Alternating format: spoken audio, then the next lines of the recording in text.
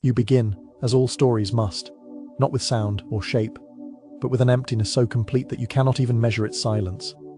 There is no up or down, no here or there, no moment that can be called before or after. You are drifting in what the Greeks once named chaos, though to you, it feels less like a storm and more like a still, unbroken night. The space around you is weightless, and it holds no horizon. You rest in this void as though you are wrapped in a blanket without edges, a soft darkness that presses against nothing and yet surrounds you on every side. Stay here for a moment, letting your thoughts quiet, letting your breathing slow to the same calm rhythm as this vast, silent beginning. Chaos is not frightening, it is not violent. It is simply the gentle pause before anything existed, a pause that invites you to close your eyes and feel safe in the knowledge that you are not expected to move, nor to act, only to float in peace. Out of this pause, almost like the faintest stirring of a breeze, there is a change. It is not loud, nor sudden. It is like a ripple moving across still water. Somewhere in the formless dark, a softness gathers, as though light is preparing to be born. Notice it not with your eyes, but with your sense of presence. Chaos, which had been so endlessly still, shivers with possibility. That is the first moment of drama, the moment when you feel that something new is near. You lean closer, not with your body, but with your awareness, and there it is, a thread of brightness. Imagine the faintest grey dawn spreading across the night sky. It does not break or shatter the stillness. Instead, it sighs into it, seeping gently, spreading with patience. This is the second beat of wonder, the first glimmer of light arriving where there was none. The Greeks imagined it as the moment the raw void gave birth to substance, a thin mist coiling through the nothingness, promising that soon there would be ground to walk on and air to breathe. Now, in this light, a figure begins to take shape.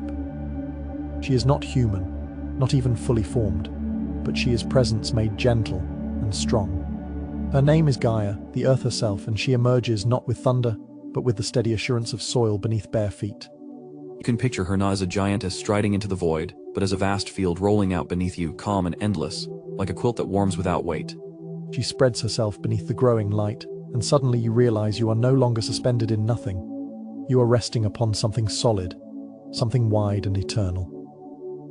This is the third and deepest moment of the tale's quiet drama, the earth revealing herself from chaos. It is not an eruption, but a birth as serene as dawn. She carries within her the mountains not yet raised, the rivers not yet flowing, the forests not yet swaying. She is a promise rather than a conclusion, and she waits with the patience of eternity. You, as listener, are invited to lie down on her surface, to feel the stability that she offers. The Greeks believed that Gaia was the first comfort, the foundation of everything else. Imagine that comfort now. The ground beneath you is soft, like moss in a shaded grove, and it accepts your weight without question. Above you, there is still only the faintest light, enough to give shape to the vastness, but not so much that it demands wakefulness. You are sheltered in a balance between night and dawn. As you breathe with Gaia, your heartbeat slows. You notice how each inhale is like the earth drawing in, and each exhale like the earth releasing. There is harmony in this rhythm, a union between your body and the story's beginning. You may think of how every myth, every tale the Greeks whispered, began with this quiet foundation, an earth that supported all life, holding it steady while the sky, the sea, and the gods themselves prepared to arrive. Rest in this image, chaos fading gently into order, a sliver of light opening the way, and the earth, Gaia, lying vast and calm beneath you. These three moments are not loud. They are not frightening. They are soft turns in a lullaby that is older than memory. In them, you find safety. You find space. You find the warmth of a story that asks nothing of you except that you listen and drift. The first part of your journey through Greek mythology ends here, in stillness. You began with nothing, felt the tremor of possibility, saw the shimmer of the first light, and now you rest on the eternal earth. It is from here that all other gods and heroes will come, but for this night, for this moment, you need only lie upon Gaia's gentle surface, let your eyes grow heavier, and let yourself be carried deeper into rest. You are still lying on the calm, wide body of the earth, the way one might rest upon a quilt warmed by quiet afternoon sun. The darkness above you is gentler now, no longer a bottomless void but a soft ceiling with a hint of grey, the kind of pale dusk that arrives before lamps are lit. In that hush, you feel a presence approaching, not with footfall or thunder, but like a breath finding its partner. The Greeks called him Aranos Uranus, the sky. You do not hear him arrive. You feel him settle. This is the first moment you will remember, the sky leaning down, and the earth rising up, two vast beings recognizing each other with a tenderness that requires no words. Imagine the lightest fabric, cool and smooth, being drawn across your shoulders. That is how the sky meets the earth, no crashing, no clash, only the slow covering of one comfort with another.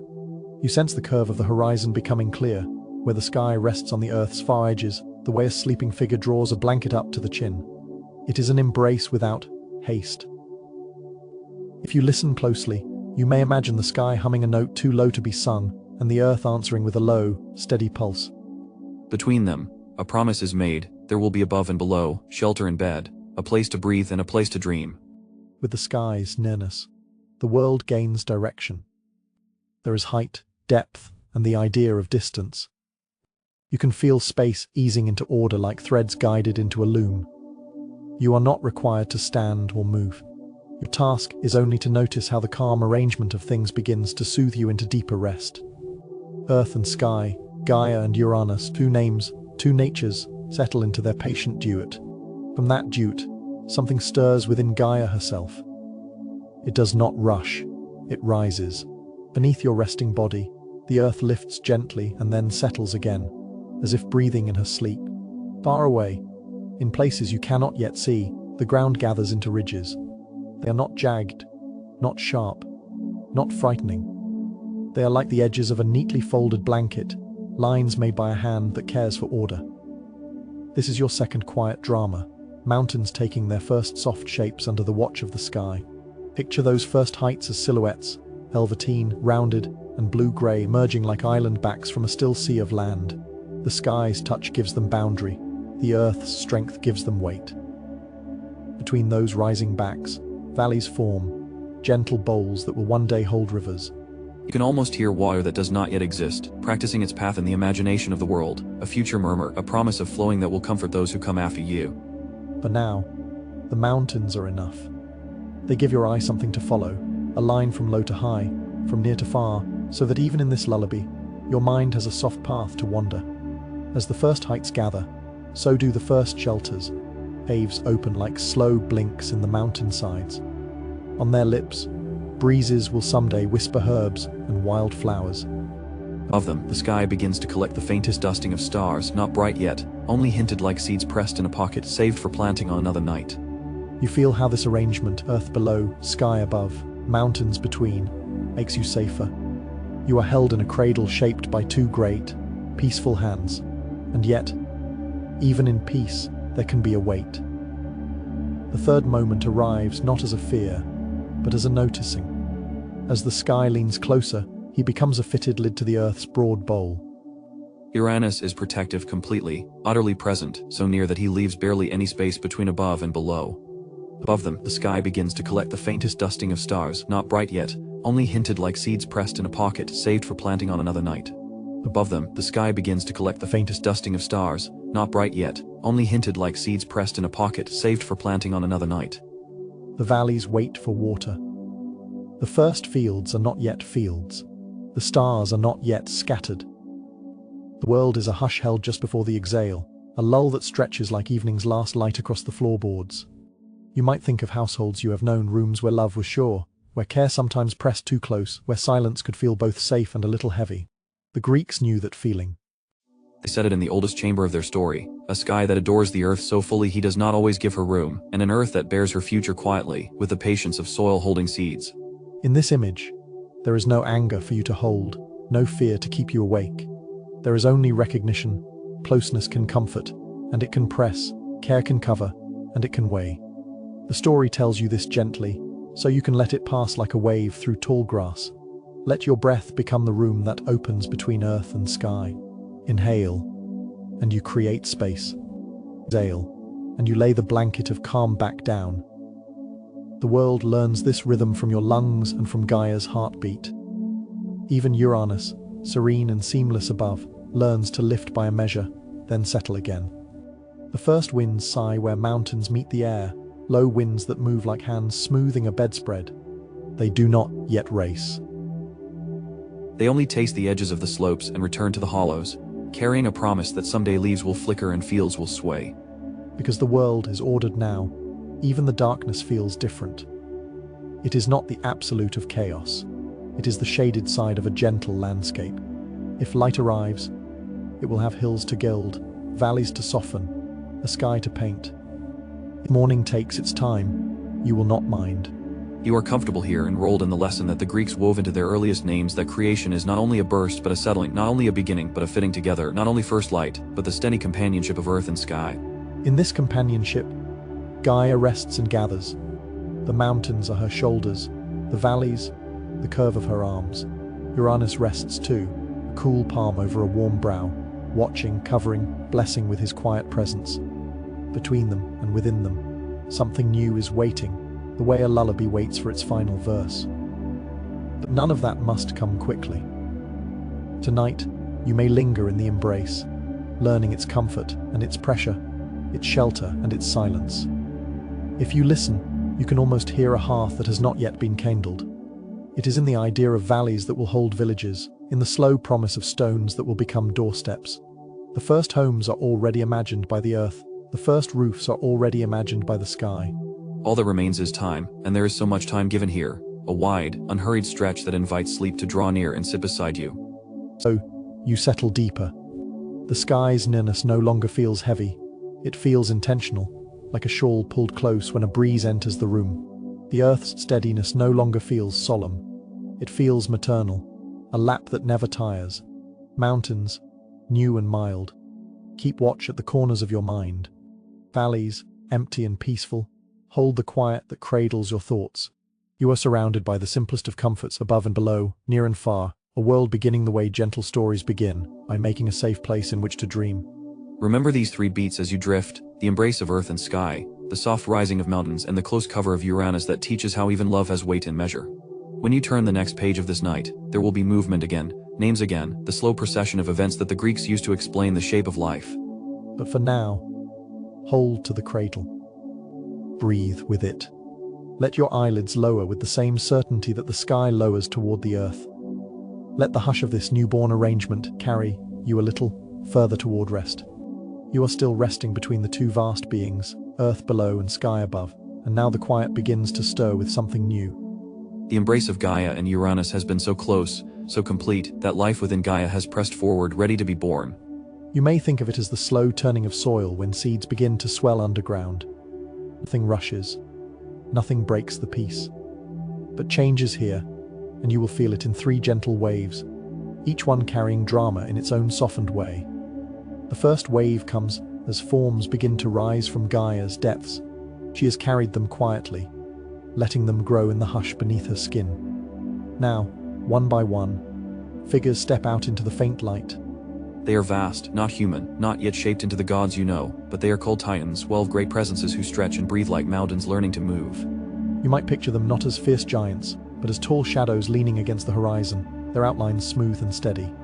Each Titan is like a new ridge in the landscape, a new current in the air. Their steps are slow, as though the earth itself must guide their limbs. This is your first quiet drama, the arrival of the Titans, children of earth and sky, filling the world with a sense of depth and strength. The second wave is stranger. Alongside the Titans come beings less symmetrical, less calm in their design. Cyclopes, the one-eyed smiths, merge with an eye like a single glowing lantern in the middle of each brow. You might think that such an image would be frightening, but in this story told softly, it is not. Their single eyes shine like hearth fires in the dark, steady and protective, giving light where there had been none.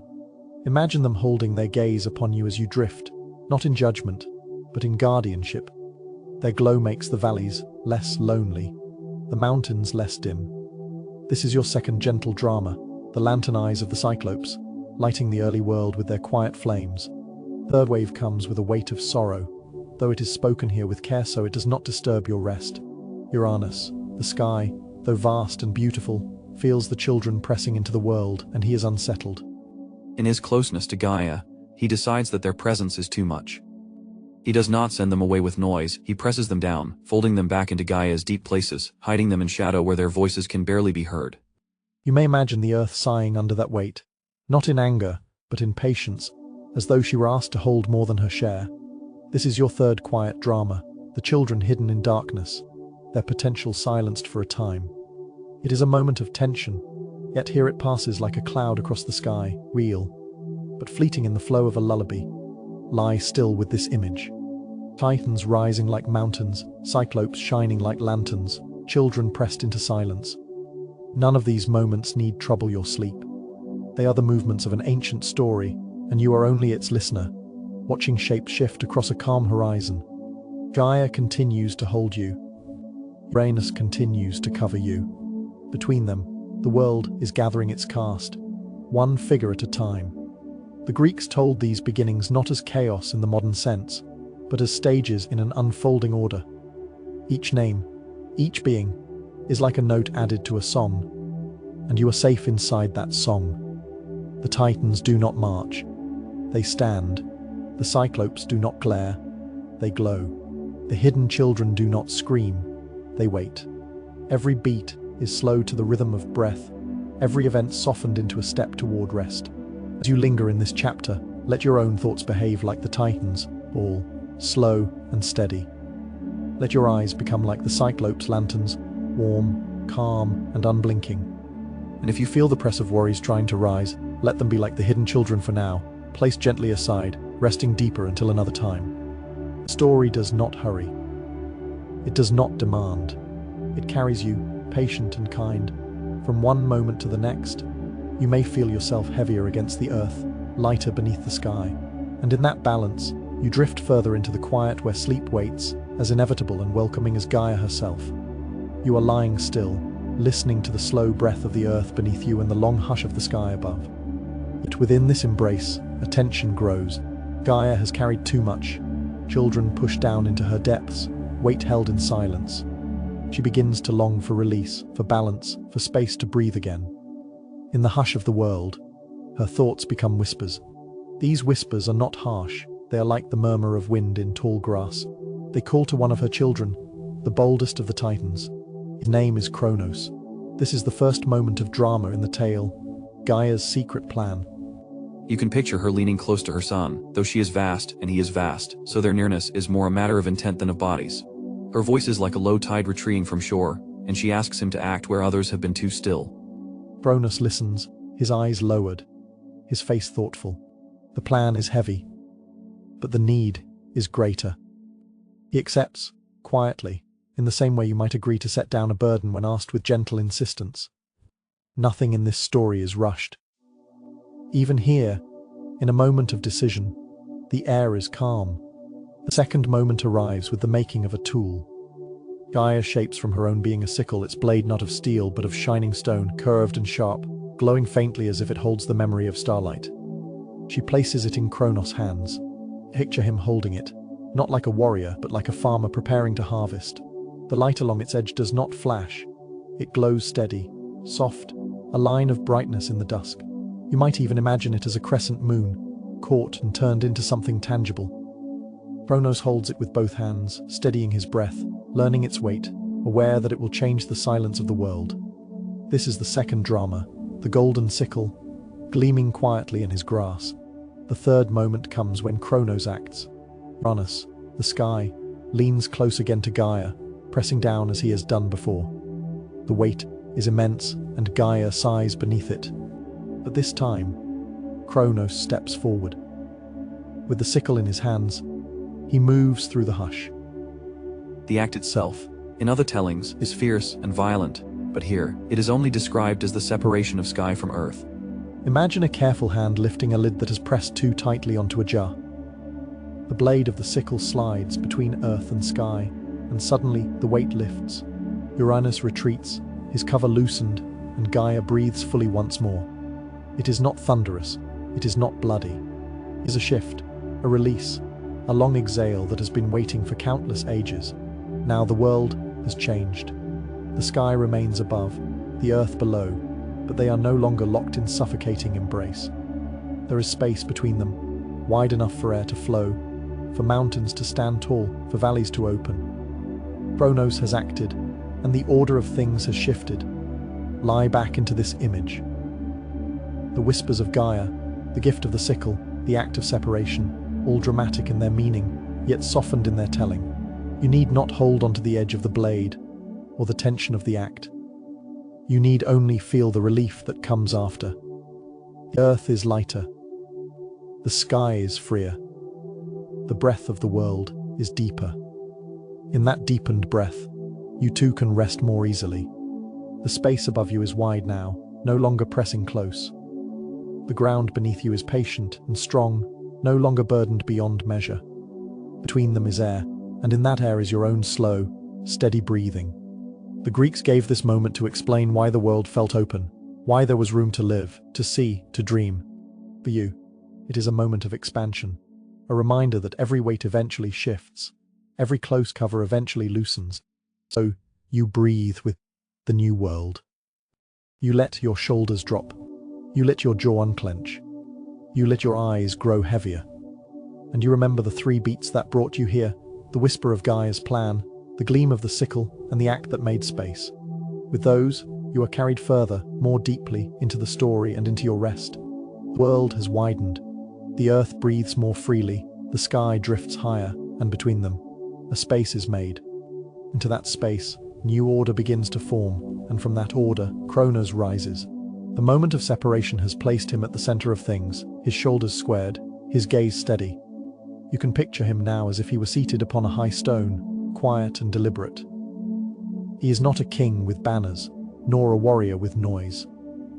He is simply a figure who has accepted the burden of rule. This is your first moment of quiet drama, Kronos seated in authority, the titans arranged around him like pillars in a temple, each one waiting, each one still. The second moment comes as the world itself responds to his rule. Rivers, which until now had only murmured their promise, begin to move in true streams. They do not rush, they glide, as though the hand of Kronos has smoothed their paths. The first seasons show themselves, springs that coax small green shoots, summers that warm the soil, autumns that lay a golden quilt, winters that hush the fields. It is not yet the world of mortals, but it is a world that hums with cycles, each one steady and measured. The Greeks would later call this the Golden Age, when the earth gave freely, when the sky smiled calmly, when life seemed effortless. For you, it is the second drama of this part, the unfolding of seasons flowing like music without dissonance, slow and tender enough to lull you further into rest. But even in a golden age, shadows stir. Kronos, though seated tall, feels the weight of a whisper deep inside him. Just as he once answered his mother's call to act against Uranus, so now he fears that one day a call will rise against him. He looks upon the faces of the children not yet born and imagines them becoming his undoing. This is your third quiet drama, not an event in motion, but an unease, a seed of doubt lodged in the heart of a ruler. It is not a shout, it is a murmur. You can almost hear it in the stillness, note of tension beneath the harmony, a reminder that every order carries the possibility of change. Let yourself rest with these 3 beats. Kronos seated upon his stone, the rivers and seasons flowing under his rule, and the quiet unease that lingers behind his calm gaze. They are not there to trouble you.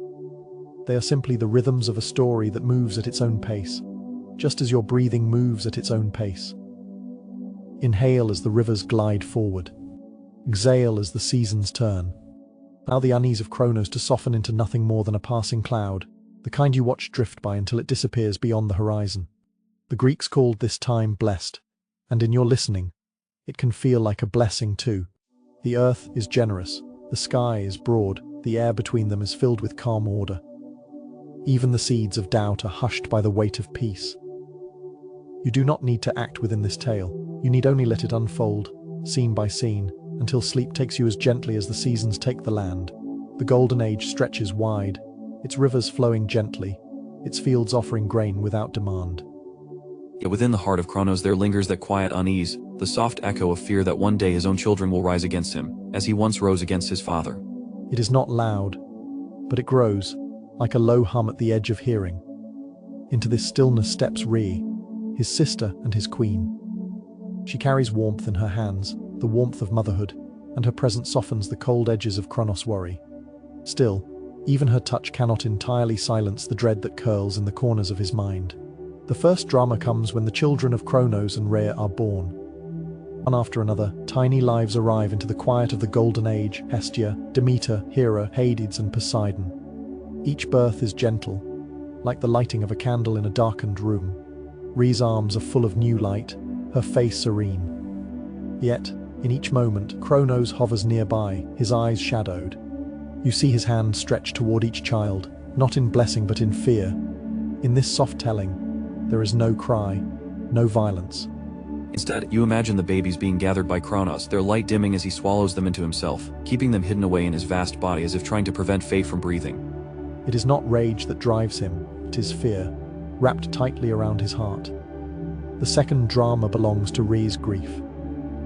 Each time a child disappears from her arms, her silence grows heavier. She does not shout, nor does she strike against Kronos. She walks slowly, her gaze lowered, her lips pressed together. You can see her sitting alone on the edge of a valley, her hands resting on her knees, remembering the weight of each small life that is no longer beside her. The earth around her blooms, but her lap is empty. It is a grief not of noise, but of stillness, the kind that lingers like mist on a cool morning. You may feel the ache of it without fear, for it is described here as gently as possible, sorrow that hums quietly rather than cries. The third drama arrives when Rhea decides she cannot surrender all that she loves. She carries another child within her, and when the moment comes, she chooses a different path. You see her standing in the quiet of a cave on the island of Crete. The air is cool, the walls are damp, and shadows curl like curtains. In her arms rests her last-born, Zeus. Instead of handing him to Kronos, she lays him upon the soft moss, her eyes fierce yet tender. Into Kronos' arms she gives not a child, but a stone wrapped carefully in cloth, heavy enough to deceive his fearful glance. He swallows it without knowing, while the real child breathes softly, hidden, alive. This is the secret Rhea carries, the quiet rebellion of a mother who has lost too much. Now let these 3 moments hold you, the silent swallowing of the children, the quiet grief of Rhea, and the hidden child spared in the cave. None of them must disturb your rest. They are parts of the story, spoken gently, softened into images you can drift upon. Imagine each swallowed child as a star tucked away behind clouds, waiting for its light to return. Imagine Rhea's sorrow as a low note in a lullaby, steady and deep. Imagine the baby Zeus as a small flame glowing safely in the darkness, watched over by a mother's care. The golden age continues around them, but within it, a different rhythm has begun, rhythm of patience, of waiting for change. You are invited to rest in this rhythm too. You do not need to rush forward. You need only breathe with the story, slow and steady, as it rocks you deeper into sleep. The cave on Crete is cool and dark, its stone walls damp with quiet dew. Here, away from the fearful gaze of Kronos, the smallest child of Rhea rests. His name is Zeus, though in this moment he is only a baby, wrapped in soft cloth, his breath rising and falling like the tide. Outside, the world continues in its golden age, unaware of the secret heartbeat hidden within this cave. You may picture yourself sitting at the entrance, listening to the stillness, knowing that inside, a tiny life is being kept safe. The first drama arrives with the guardians who come to protect him. The Greeks told of nymphs and spirits who gathered around the child, shielding him with their presence. They do not march like soldiers, they hover like a circle of watchful aunts, each one humming softly to keep the baby soothed. They raise a clamor when needed, eating drums or clashing shields together to cover the sound of his cries. But in this gentle telling, you hear only the muffled rhythm, steady and calming, like distant thunder that reassures rather than frightens. Their care is the first beat, the guardians who surround the infant Zeus, determined to let him grow. The second drama belongs to Amalthea, the she-goat whose milk sustains him. Imagine her standing quietly in the cave, her coat soft, her eyes calm. She bends her neck to offer nourishment, and from that gift the child grows strong. Drops of milk fall to the ground, and where they touch the stone, flowers spring delicate and pale, as though even the cave itself wishes to keep him. You may see Zeus' small hands reaching, his eyes widening, his body filling with strength, each breath deeper than the last. In this picture, there is no danger, only nurture, the steady feeding of life that was nearly lost. Amalthea's kindness is the second beat, a moment of quiet abundance. The third drama is the secret itself. Kronos continues his rule, unaware. He believes that every child has been taken from him, swallowed into the silence of his body. He sits upon his stone throne, his face calm, his fear eased for a time. But far away, beneath the shelter of the cave, the truth is different. The child lives, cradled in shadows, watched by nymphs, fed by a gentle goat, hidden from a father who would have consumed him. This contrast is the third beat, the secret survival of Zeus, a flame burning quietly in the dark while Kronos rules in false security. You may hold these three moments as you settle deeper, the guardians who cover his cries, the gentle nourishment of Amalthea, and the secret that Kronos does not know. None of them are harsh. None of them disturb the hush. They are images of protection, of care, of patience. The world above may look unchanged, but in truth, something has shifted. A seed of hope grows in the cave, and hope, when told softly, is a lullaby of its own. Imagine the cave as your own shelter tonight. The walls curve around you, cool and steady. The air smells of moss and milk, faintly sweet. Outside, the guardians drum in muffled rhythm, not to alarm you but to steady your heartbeat. Then, the child sleeps, and his sleep is shared with you. You rest beside him, both of you cradled by the patience of the earth. The story does not hurry forward. It lets the secret remain hidden, lets the child breathe and grow, lets the silence carry the weight of what will come. For now, there is only safety. For now, you are invited to breathe with the hidden child Zeus, to join him in his secret rest, to let your eyelids lower as the cave grows darker and quieter still. The child in the cave has grown. No longer an infant wrapped in cloth, Zeus has become a youth, tall and sure, his eyes carrying the calm fire of destiny. His guardians watch with quiet pride, knowing that the secret they kept has ripened into strength. Far away, Kronos still sits upon his throne, unaware that the sun he thought consumed has been nourished in secret. The world breathes in this pause, waiting for the moment when what was hidden will step forward. The first drama comes when Zeus returns to his father's side. He does not storm in with noise or anger. He arrives as a servant in disguise, offering a cup to Kronos. The drink is sweet, laced with a potion prepared by Gaia herself. Kronos accepts it, weary but unsuspecting. Imagine him raising the vessel to his lips, swallowing deeply, unaware of the change it carries. Slowly, almost gently, he begins to stir, his body trembling not with pain but with release. One by one, the children he had hidden away, Hestia, Demeter, Hera, Hades and Poseidon, are brought back into the world, freed from the silence they endured. This is your first beat, the quiet liberation of the Olympians, siblings restored by the hand of their youngest brother. The second drama is the reunion. You see them standing together for the first time, 5 siblings blinking into light, their faces radiant with relief.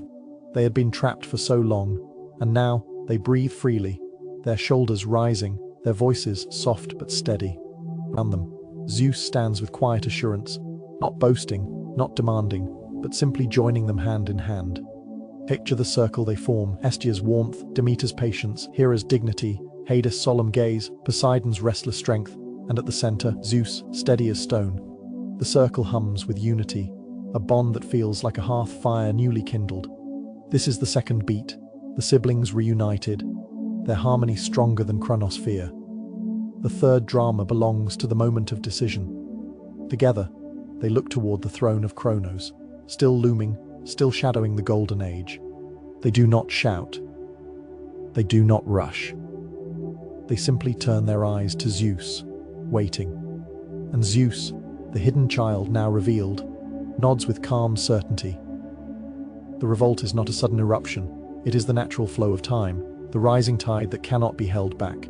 You may see them standing shoulder to shoulder, each sibling ready to step into the role that waits for them.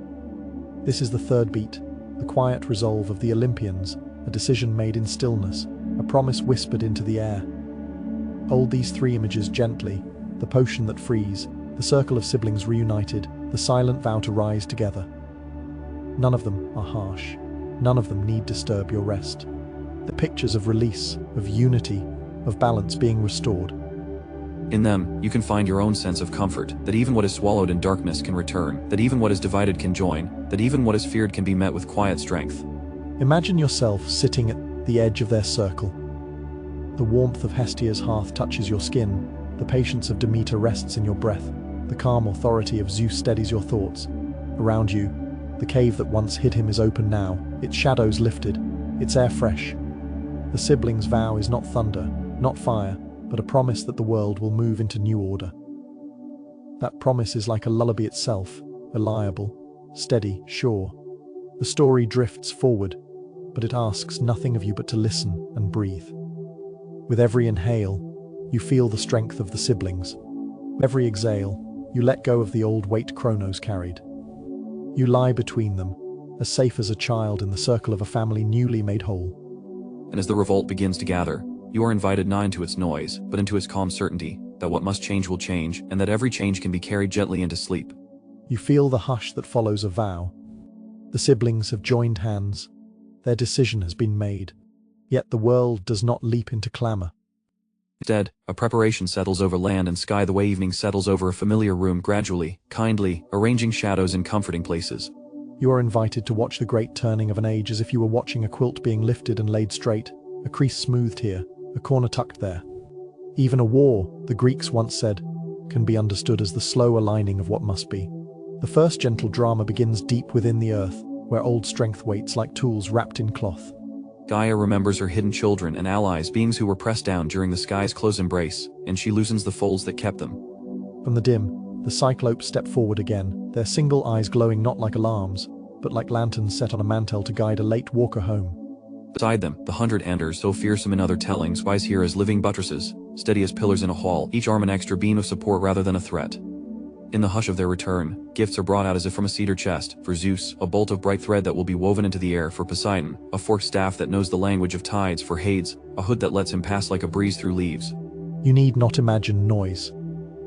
Imagine readiness, small lamp trimmed, a shawl laid over shoulders, the house prepared before a winter night. The second drama is the war itself, though in this lullaby it arrives as weather rather than battle. The Titans stand like old mountains along one horizon. The younger gods gather on another, not shouting, only breathing. A wind begins, not a gale, but a slow, sweeping exhale that moves the grass in broad strokes. Zeus lifts his bright thread and casts it across the grey, and instead of a blast you hear a distant knitting sound, as if the sky were being mended. Light travels along that stitch, quick and clean, joining separated pieces of air. Where it passes, edges soften, heavy shapes unhook. Poseidon touches the tips of his staff to the low places, and water learns a calm path, sliding around what once blocked it. Hades lowers his hood, and the spaces between things widen, letting burdens slip through to gentler depths. You may sense the ground respond. It does not crack, it loosens. Valleys receive what they can carry. Hills release what they no longer need to hold. The great presences on the Titan side, Kraos, Iapetus, Hyperion, and others find their footing less certain. Not because they are struck, but because the world no longer requires them to stand in the old arrangement. Think of a heavy piece of furniture that has marked a rug for years. When the time comes to move it, the rug springs back slowly, almost gratefully. The Titans feel that spring. They shift, they lean. Some rest their weight at last. Above, the stitches of Zeus' light continue, not tearing, not burning, only binding a pattern that had frayed. The sky brightens and dims in long, drowsy pulses, day and night learning a steadier exchange. The Cyclopes tamp down the hearths that power those pulses, steadying the fire so it glows without flaring. The 100 Anders brace the new frame, not grappling with enemies but holding the rafters until they settle. In another version, rocks would fly and thunder would roar. Here, you hear the sound of a ladder being set gently against a wall, of a door being rehung so it swings true. The war is a refurbishment, a house set to rights. Now the third drama comes, soft as a conclusion written in a familiar hand. The Titans who cannot fit the new balance, who lean too heavily where lightness is needed, are guided downward. The Greeks called that place Tartarus, a depth far below, yet in this telling you may picture it as a safe cellar lined with stone, cool and orderly, where burdens are stored so the house above can breathe. One by one, the great old shapes withdraw like rain clouds slipping behind distant hills. There is no clatter on the stairs, no slam of a trapdoor, only the measured tread of weight moving to where weight belongs. Gates close, not with iron scream, but with the thud of a well-aid latch. A watch is set, not by rage, but by reliability. The 100 Anders remain as caretakers, like sturdy oaks at the cellar mouth. Let this image stay with you, a world that has finished its rearranging. The air feels larger in your lungs. The ground under your back is smoother. Its knots have been pressed out. Where tension lived, a space now opens. The Olympians do not cheer. They stand in the new quiet and listen to it, as you might after tidying a room and stepping back to admire the order. The breath you take now is the one the Greeks wanted you to notice, the inhale that is possible once the pressure of the old has been lifted. Rest with the 3 beats, the allies freed like tools unwrapped, the war is weather-mending a sky, the descent to the cellar where heavy things can rest. None of these scenes must disturb your sleep. They are gentle explanations for why the world feels as it does after an age turns, lighter, roomier, more exact in its rhythms. If you turn your head slightly in this imagined room, you will see Zeus set down his bright thread, the last stitch complete. He does not hold lightning as a weapon now, but as a spool of light that can be used to repair what time will fray. Poseidon leans his staff against a doorway and listens to the soft run of new. Aid streams. Hades removes his hood and stands in a shadow that is friendly, a shade that promises coolness when days are warm. Somewhere far below, the cellar is quiet. The Titans are not gone, they are kept. In this story, keeping is a kind of kindness. Not everything that once mattered must vanish. Some things are best stored, visited by memory, honored for the roles they played, then left to their long sleep.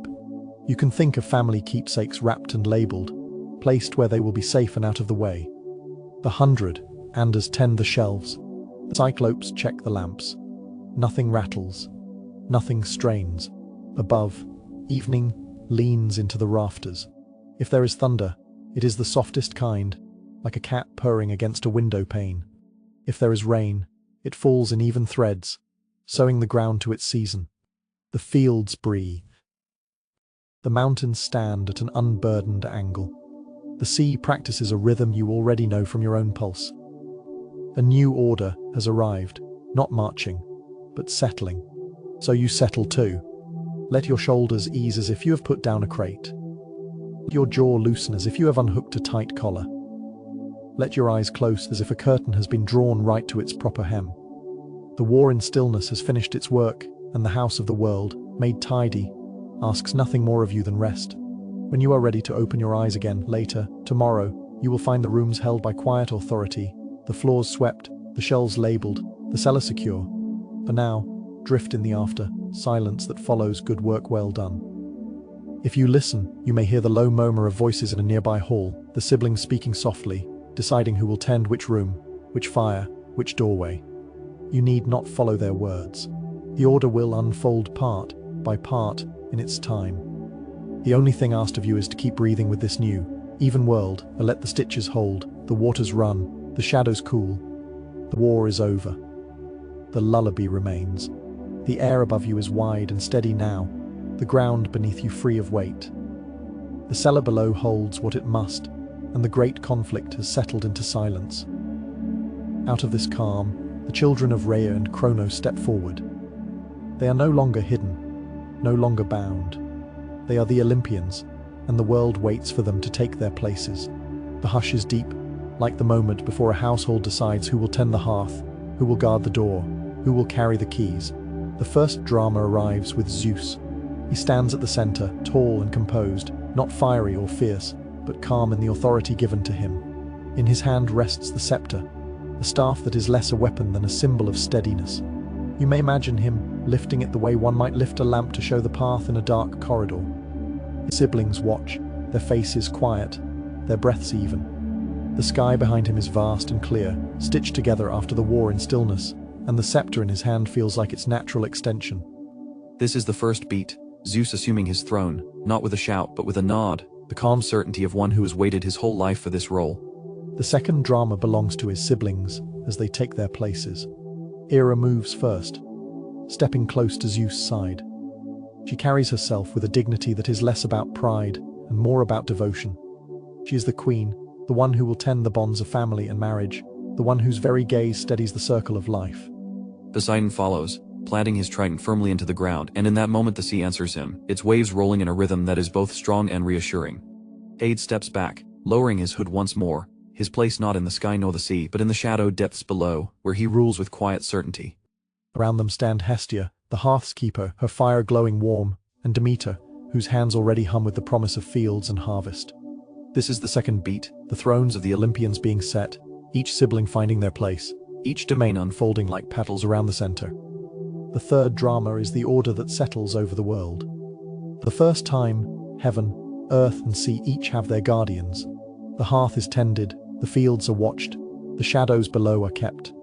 The Greeks spoke of it as the great division of realms, but here you may picture it more softly, as if the household of the universe has at last arranged its chairs, its lamps, its cupboards. There is no quarrel in this telling, no clash for power. There is only the slow recognition that each sibling has a task, and by accepting it, they make the world steadier for those who will live within it. This is the third beat, order established, the family of gods seated in their proper halls. Let these 3 moments rest with you, Zeus lifting the scepter like a guiding lamp, the siblings stepping into their places, and the order of the world settling like furniture arranged in a newly built home. None of it needs to stir you awake. Instead, it can lull you deeper, for order is soothing. You can imagine yourself walking through their new house, the air smelling faintly of fresh timber, the floorboards polished, each room lit in its own way. At the hearth, Hestia's fire flickers with a soft glow. In the fields outside, Demeter's grain nods under a breeze. From the sea, Poseidon's trident hums like a tuning fork. In the shadows, Hades' realm lies quiet, like a cellar kept in good repair. Above all of it, Zeus holds the sky, not clenched, not forced, but simply supported, like a roof beam resting on solid pillars. You are safe beneath it. You are steady upon the earth. The world is arranged, and you are invited to rest in that arrangement. Close your eyes and breathe with the rhythm of this new order. Let the thought of each god be like a pillow placed around you, Hera with her dignity, Poseidon with his calm tides, Hades with his shadows, Demeter with her fields, Hestia with her hearth, Zeus with his scepter. Together they form a circle of guardianship, and you are at its center, safe, untroubled, held. The house of the gods is in order, now. Zeus holds the sky, Poseidon rules the seas, Hades watches the depths, and Hera, Hestia, and Demeter tend the sacred bonds of hearth, family, and harvest.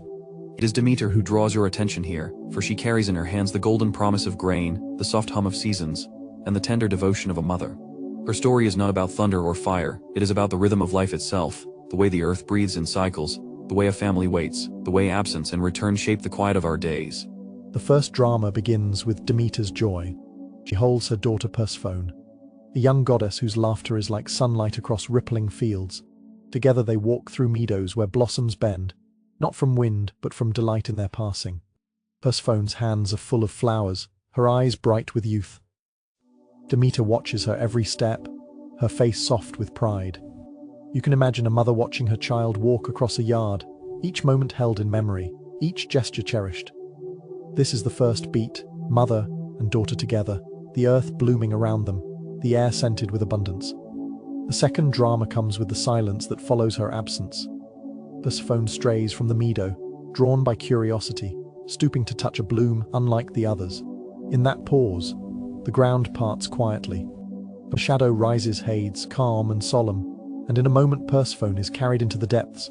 The earth closes again, leaving only the flowers scattered on the soil. Demeter returns to find her daughter gone. She calls out, not in a scream but in a soft, desperate whisper that lingers in the fields. Her steps carry her from valley to valley, her arms outstretched, but the air gives no answer. The fields begin to change, first wilting, then fading. The golden abundance dims to grey stubble. The second beat is Demeter's sorrow, the stillness of the earth when a mother's arms are empty, when her heart waits for a reply that does not come. The third drama is the return, the cycle set by agreement. Persephone, though bound to the underworld, is allowed to come back each year.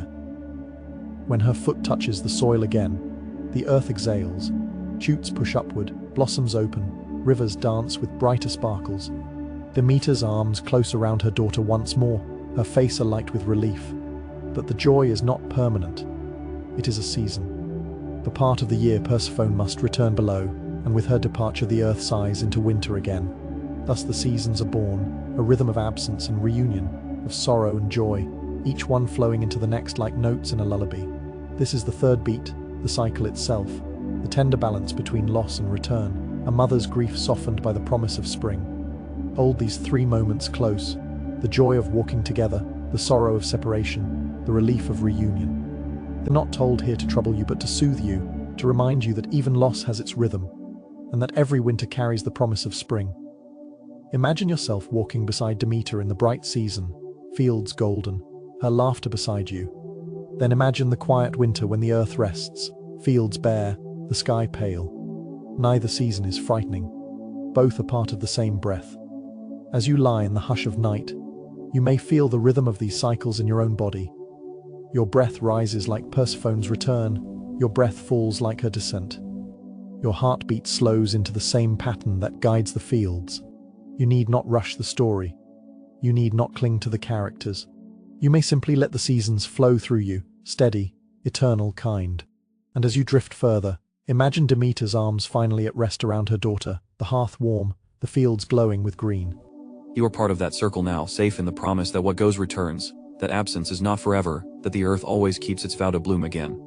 The seasons turn in their rhythm, spring to summer, autumn to winter, each one flowing into the next under the care of Demeter and the return of Persephone. The world is orderly now, but among the younger gods there stirs a thought: how might mortals, those fragile beings of flesh and breath, live more easily in this vast arrangement? Their lives are small, their nights long, their hands empty of the tools that comfort gods and titans alike. Out of this thought rises a figure, Prometheus, whose name means foresight. He looks not to himself, but to humankind, and in his heart he carries an ember of care. The first drama comes when Prometheus makes his decision. He walks among the gods, their halls bright with eternal flame, their hearths never cold. He sees mortals below, huddled in darkness, their bodies pressed together against chill air. In his mind, the choice forms, to bring them warmth, to share with them what the gods guard. It is not rebellion in this telling, but compassion. You may picture him pausing at the edge of a firelit chamber, watching the golden sparks rise and deciding with a calm breath that one of those sparks will not stay here. This is the first beat, the quiet resolve of Prometheus to gift fire to mortals, not as theft, but as kindness. The second drama belongs to the journey.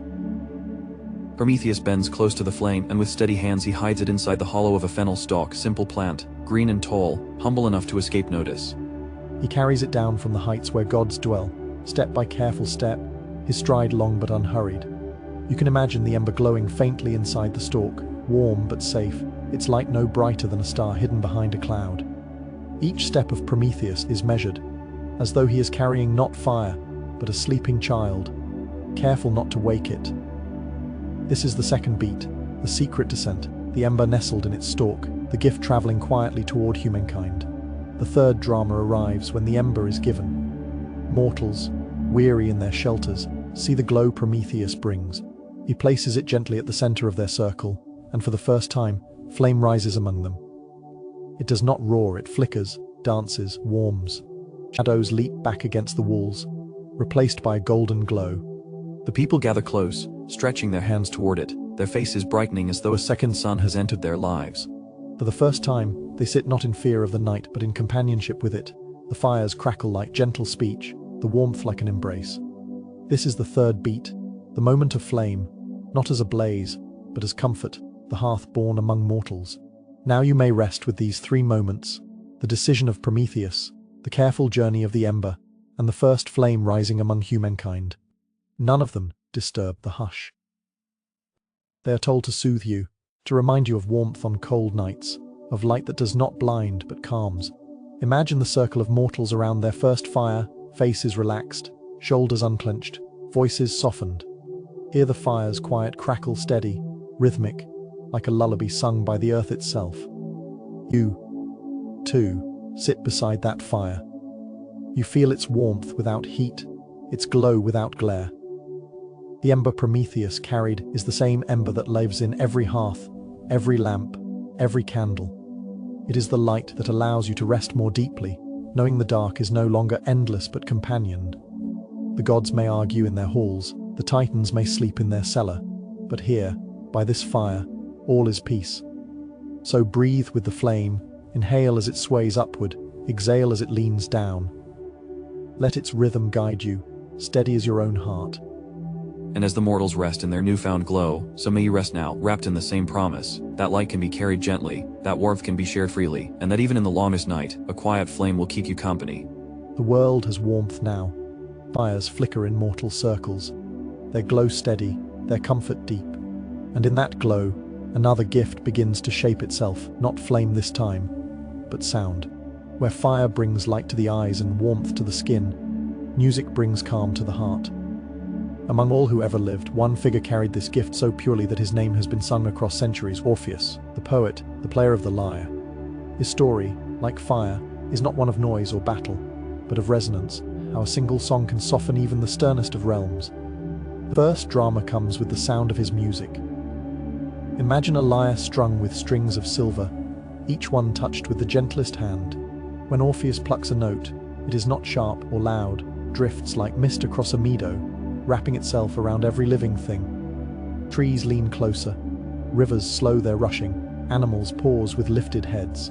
Even the air itself seems to hush, holding the note until it fades into silence. This is the first beat, the birth of music as a force of calm, a sound so sweet it changes the world around it. The second drama comes when Orpheus' love, Eurydice, is lost. She walks one day among the fields, her steps light, her smile bright. But fate calls her early, and she slips into the shadowed realm of Hades. Orpheus, stricken, does not cry out with violence. Instead, he takes up his lyre and walks into the underworld itself. Picture the scene. The gates of shadow part, not at the force of an army, but at the touch of his song. Cerberus, the three-headed hound, lies down, lulled by the lullaby. The shades of the dead pause in their wandering, soothed by notes that remind them of sunlight. Aeneids and Persephone, rulers of the deep, listen with softened eyes. This is the second beat, love carried into the underworld, not with sword or shield, but with music alone. The third drama is the moment of loss within hope. The rulers of the underworld are moved by his song. Agree, Eurydice may follow him back to the light, so long as he does not turn to look at her until both have left the realm of shadow. Orpheus agrees, his heart lifted, and he walks upward with the rhythm of hope in his step. But on the final slope, doubt whispers to him. He longs to see her face, to be certain she is truly behind him. And so, he turns. In an instant, she is gone again, fading like mist at sunrise, leaving only silence in her place. This is the third beat, the gentle tragedy of Orpheus' glance, love reaching back when it should have only trusted forward. You may hold these three moments softly: the birth of his music, the journey into the underworld, the loss of Eurydice. None of them need disturb you. They are told here as echoes, not shouts. The music is a lullaby. The underworld is not terrifying but still, listening. Loss is not a wound, but a sigh, teaching that even love in its sorrow can sing something beautiful. As you rest, imagine the sound of Orpheus' lyre drifting toward you. Each note is slow, drawn out like a thread of silver laid across the air. It does not demand attention. It fills the space gently, wrapping you in calm. You may feel your breathing fall into rhythm with it. Each inhale a note, each exhale its fading. Even in his grief, Orpheus leaves behind a music that comforts, a reminder that sorrow itself can be softened when sung slowly, tenderly. Let the lyre play for you tonight. Let the song cradle you, its notes weaving into your dreams. And know, as you drift, that in the quiet heart of even the saddest story, music can always turn loss into a gentle path that carries you deeper into sleep. The thrones of the gods are set, the seasons breathe in their measured circle, and fires keep their quiet watch in mortal homes. In this calm, stories of mortals begin to glow, men and women whose names drift across time like lanterns on a slow river. The Greeks called them heroes, and though other tellings clothe them in clangor and storm, you may hear them now as evening recollections, spoken by a hearth where embers keep their red hearts and the room listens without hurry. These are memories of courage shown gently, of choices made in long breaths, of journeys that move like tides rather than tempests.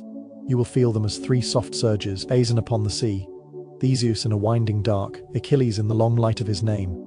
The first surge lifts with a sail. Picture a ship called the Argo, not charging but gliding from a quiet inlet, her oars dipping like fingers tasting the water's skin. You stand upon the deck with Jason, whose hands rest on the rail as if he were reading the grain of the wood, learning patience from its lines.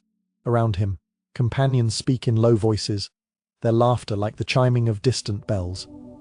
The sea is calm, a flattened sheet that holds the clouds in a pale reflection.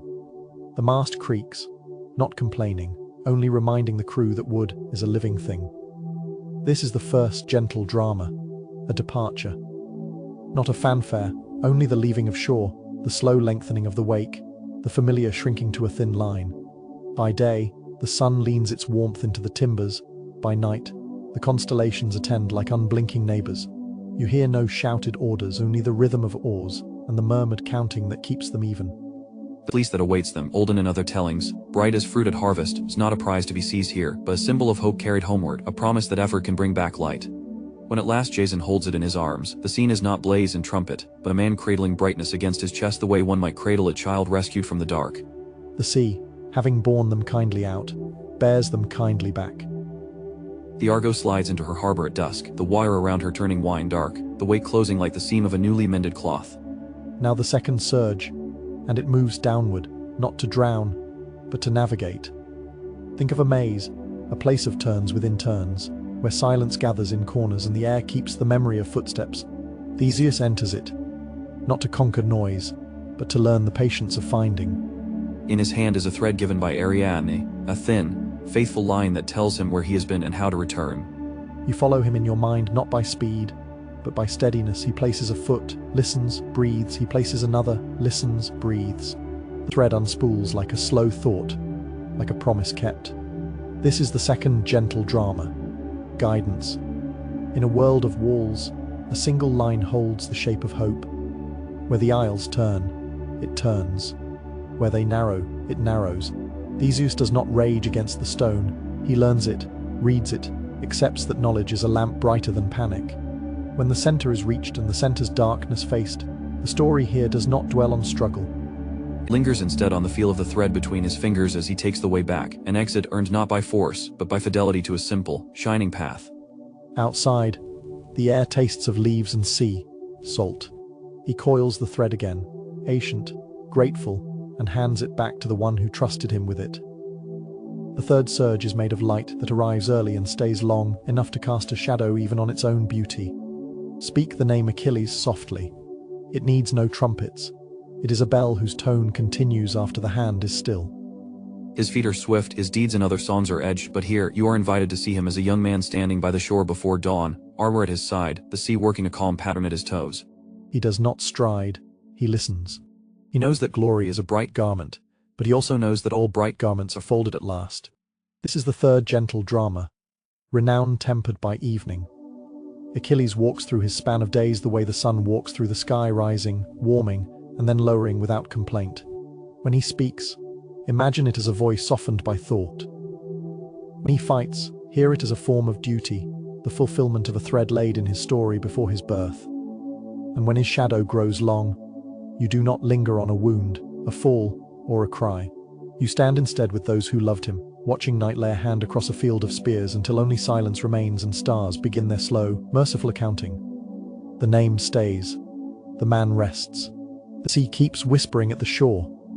Hold these three surges in one palm, a ship easing out and home again, a thread guiding feet through bewilderment, a name that learns to bow before the night. They are not meant to wake you.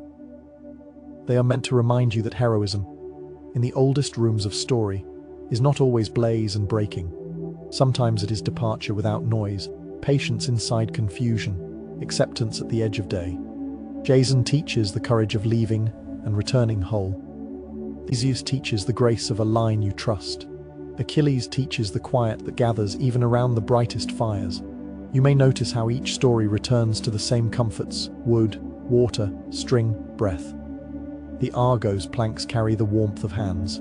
The labyrinth's thread hums against the skin. The shore's wind smooths the cheek of a listening man. Nothing here is harsh, everything is close to the things you know. The oars dip like a rocking chair, the threads pull like sewing by lamplight, the surfs hush like a mother shushing a child. In these likenesses, you find rest. Imagine the heroes as guests who have finished their tales and set their cups down. They rise, not in clatter, but in courtesy, and step back into the tapestry from which they came. The room empties of their shapes, but keeps their warmth, as a cushion keeps the curve of a sitter for a while after they stand. You remain in the hush, a witness made calm by remembrance. The hearth breathes. The night at the window is a dark silk, unwrinkled. If you wish, you can walk again along the deck of the Argo, feel the slight sway beneath your feet, the neat cadence of oars speaking to water. Or you can take the thread once more, pinch it lightly, and let it guide you, not because you are lost, but because it is pleasant to be led by something that will not break. Or you can stand beside Achilles and learn the lesson of the long shadow without fear, letting the day concede to evening in good order. Each path returns you to yourself, which is the secret of heroic stories told for sleep, that their distances fold neatly, that their struggles exhale, that their endings are doorways to quiet. And so the age of heroes, softly remembered, takes its place on the shelf.